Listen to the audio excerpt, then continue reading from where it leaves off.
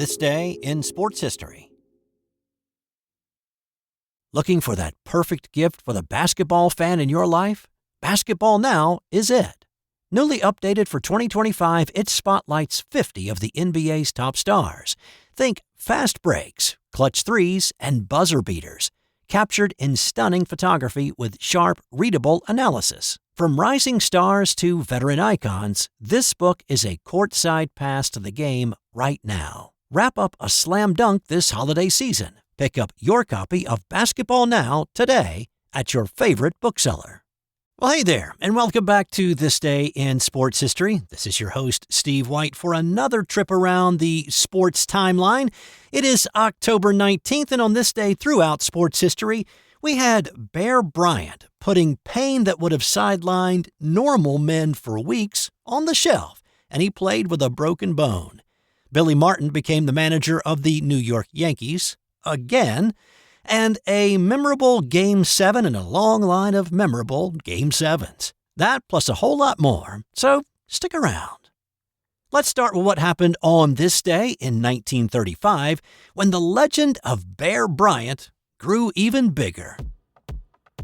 Until he was 13, he was simply Paul. But when an offer to wrestle a bear at the traveling carnival for a $1 prize was placed in front of him, well, he couldn't pass that up. When he lasted the requisite time in the bear ring and earned his buck, the legend of Bear Bryant was born. In 1935, Bryant was a senior end at Alabama, and on this day, the Crimson Tide had Tennessee on the schedule, but Bear was in a kind of a pickle. You see, Bear had broken his left fibula the week before against Mississippi State. After the game, he had his lower leg put in a plaster cast. The night before the Tennessee game, the team doc took the cast off. Now, again, that had been less than a week that the plaster cast had been trying to reset the bone. The doc looked it over and he told Bryant, well, you can dress out for the game, but, you shouldn't play. Well, prior to the game on this day, assistant coach Hank Crisp decided the players needed a pep talk. His voice raised in volume as he said, I don't know about the rest of you, you or you or you. I don't know what you're going to do, but I know one damn thing. Old 34 will be after them. He'll be after their asses.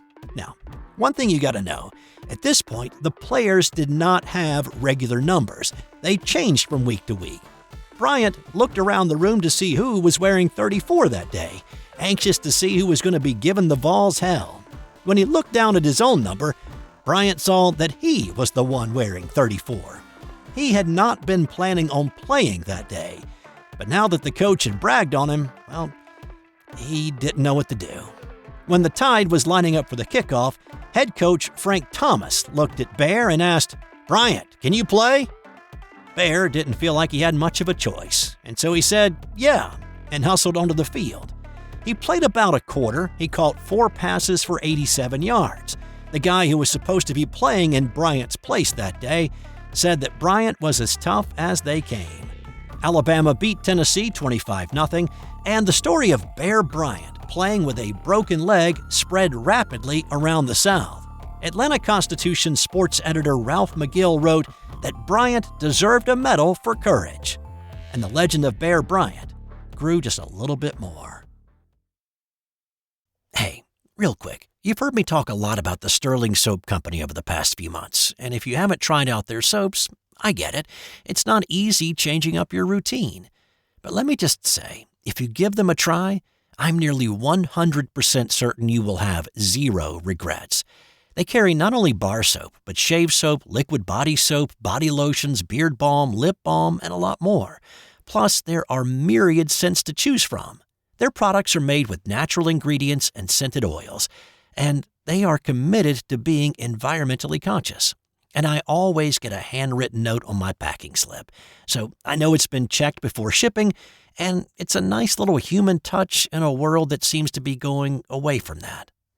Give Sterling Soap a try today at sterlingsoap.com.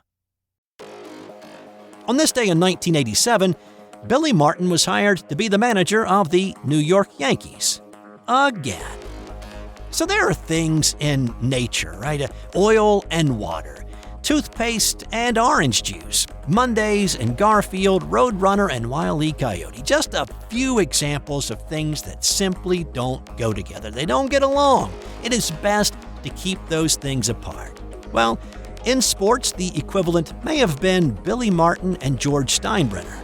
Martin had a pretty fiery temper, and he was the orange juice to a lot of people's toothpaste. He got in fights with his own players, reporters, bartenders, marshmallow salesmen. The first time that he was let go from the New York Yankees was in 1978 after he said Reggie Jackson and Steinbrenner deserved each other. One is a born liar, the other a convict. He was then rehired in the middle of 1979. He was fired after the 79 season after getting in a fight with a marshmallow salesman. He was rehired at the start of 83 and fired in December of 83. He was brought back in 85, and then after he got into a fight with Ed Whitson, one of his own players, he was fired again. It had become comical even before today, but when Steinbrenner announced that he was bringing Billy Martin back, it had now turned into theater of the absurd. This was the 14th managerial move by Steinbrenner in his 15 years of ownership. The previous manager, Lou Piniella, was moved up to general manager to open up the spot. So was this finally the time it worked, that everybody decided to get along and talk through their differences, holster their anger for a bit, and find some common ground? No. Martin resumed his spot on the hot seat not too long into the 87 season. After going through a slide and with Detroit and Cleveland nipping at their heels in the AL East, rumors started circulating that the clock was ticking, and the seat under Martin was getting a little bit warm.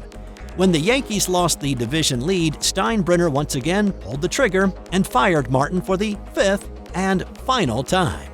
Former manager, then GM Lou Piniella, moved back into the manager's role. Actually, there were rumors that Martin was willing to come back for a sixth time in the 1990 season, but that never materialized after Martin died in a car accident on Christmas Day, 1989. On this day in 2006, it was a memorable Game 7 of the National League Championship Series. All decisive Game 7s are memorable, but this one was for a variety of reasons. It was the St. Louis Cardinals in New York, and Mets manager Willie Randolph was in a bit of a bind prior to this one.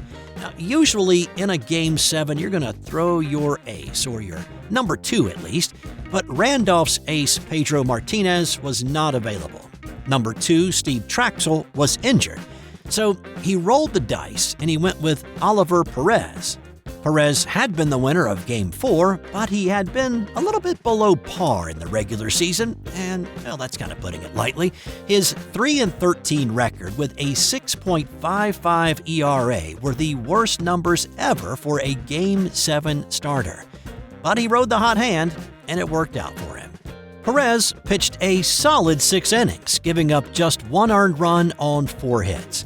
But he did get a little bit of help from his left fielder Endy Chavez in the bottom of the 6th. Here's Scott Rowland. And Scott Rowland hits one into deep left field. Back at the wall, a leap, and a catch! Endy Chavez takes a home run away and turns it into a double play. Unbelievable! Wow. That kept the score tied at 1, and it stayed that way into the 9th. Aaron Heilman was on the mound for the Mets, facing Yadier Molina with a man on. Now, Molina had been another guy who had a weak regular season, but had flipped the switch in the postseason. A .216 hitter during the grind of the regular 162 turned into a .358 hitter so far in the NLCS, and he padded his numbers a little bit more. Hitting 7th tonight. He hits it in the air to left field. Back is Chavez. At the wall, this ball is gone. 2-run home run, Yadier Molina. And St. Louis takes a 3-1 9th inning Game 7 lead. Rookie Adam Wainwright was brought on to shut the door on the Mets' postseason dreams in the bottom half, but the Mets got a pair of singles and they had base runners with no outs. Wainwright settled a bit and he got the next 2 out, but he walked Paul DeLuca to load the bases, setting up the dramatic bottom of the 9th bases-loaded, two-outs fantasy that every kid dreams about. And who better to have at the plate if you're a Mets fan than your franchise player, your $120 million man, Carlos Beltran.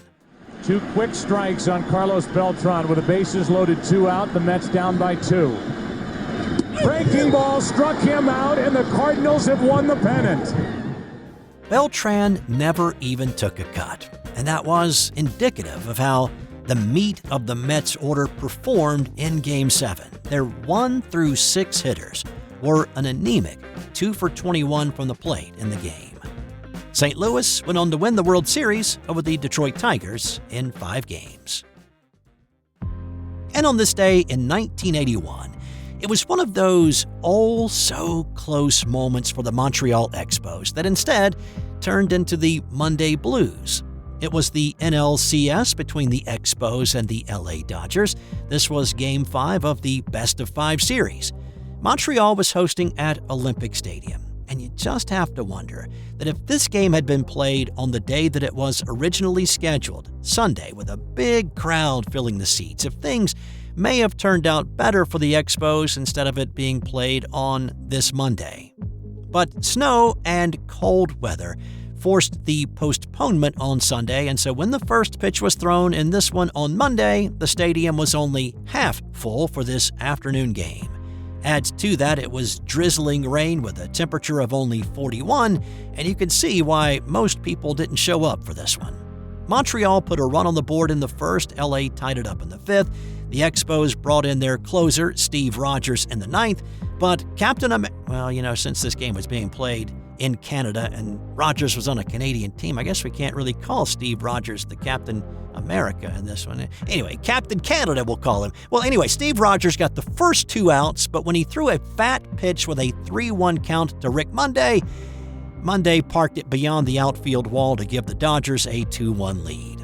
LA's Fernando Valenzuela was trying to close out a complete game in the bottom half, but after giving up a pair of 2-out walks, he was replaced by reliever Bob Welch.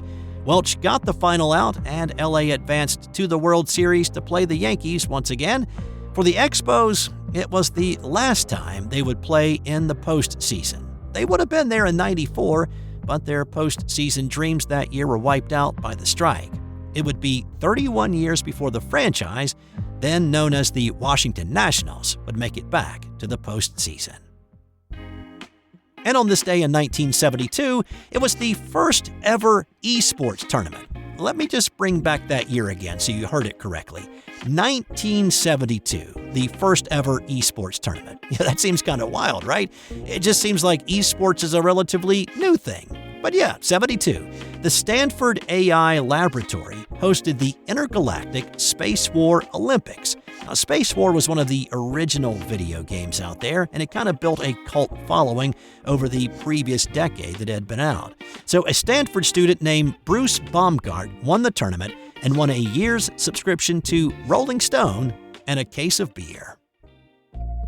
And time now for the That's Got Nothing to Do with Sports fun fact. On average, the Earth is actually closer to Mercury. Come on, that can't be true. And yet it is. First, you have to understand astronomical units, or as I will henceforth refer to them, AUs. An AU is the average distance between the Earth and the Sun. So, understanding that, Mercury is 1.04 AUs from Earth on average, while Venus is 1.14 AUs from Earth on average. Now, if you lined all the planets up by their orbit of the Sun, like you did back in middle school when you did that science project, then yeah, Venus is closer to Earth than Mars. But put them in true motion, and for most of the time throughout the course of the year, Mercury is closer to Earth than Venus. That's all I've got for you today. Thanks for stopping by. I'll be back tomorrow with more This Day in Sports History.